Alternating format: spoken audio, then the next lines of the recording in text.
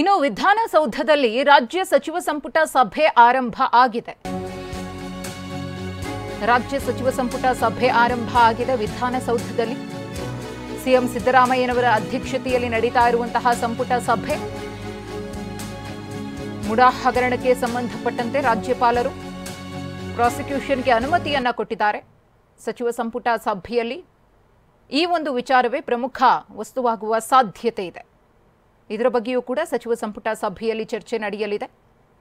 ಪ್ರಾಸಿಕ್ಯೂಷನ್ಗೆ ಅನುಮತಿಯನ್ನ ಕೊಡೋಕ್ಕೂ ಮುನ್ನ ಅಂದರೆ ರಾಜ್ಯಪಾಲರು ಶೋಕಾಸ್ ನೋಟಿಸನ್ನು ಕೊಟ್ಟಿದ್ರಲ್ಲ, ಆ ಸಂದರ್ಭದಲ್ಲೂ ಕೂಡ ಸಚಿವ ಸಂಪುಟ ಸಭೆಯನ್ನು ನಡೆಸಲಾಗಿತ್ತು. ಆದರೆ ಆ ಸಭೆಯಲ್ಲಿ ಸಿದ್ದರಾಮಯ್ಯನವರು ಭಾಗಿಯಾಗಿರಲಿಲ್ಲ. ತಮ್ಮ ಮೇಲೆ ಆರೋಪ ಕೇಳಿಬಂದಿದ್ದರಿಂದ ನಾನು ಸಭೆಗೆ ಬರೋದಿಲ್ಲ, ನೀವೇನು ನಿರ್ಣಯ ತೆಗೆದುಕೊಳ್ತೀರೋ ತೆಗೆದುಕೊಳ್ಳಿ ಅಂತ ಹೇಳಿ ಸಂಪುಟದ ಸದಸ್ಯರಿಗೆ ಸೂಚನೆಯನ್ನ ಕೊಟ್ಟು ಸಭೆಯಿಂದ ಹೊರಗುಳಿದಿದ್ರು.